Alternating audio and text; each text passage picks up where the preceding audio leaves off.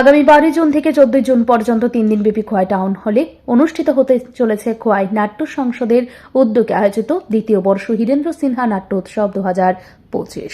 এই নাট্য উৎসবকে কেন্দ্র করে বুধবার দুপুরে খোয়াই নাট্য সংসদের অফিস গৃহে এক বর্ধিত সভার আয়োজন করা হয়। উক্ত সভায় সভাপতিত্ব করেন সংস্থার স্থায়ী সভাপতি দেবাশিস মিশ্র।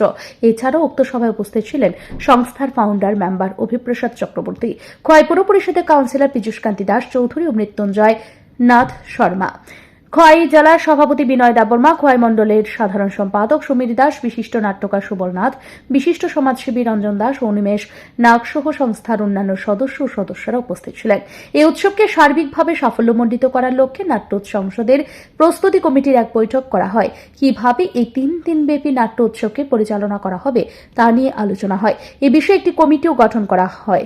এই নাট্য উৎসবের চেয়ারম্যান হিসেবে নিযুক্ত হন খোয়াই মণ্ডল সভাপতি অনুকূল দাস এবং কনভেনার হিসেবে সৌরভ দাস। ব্যুরো রিপোর্ট, ঋদ্ধি নেটওয়ার্ক।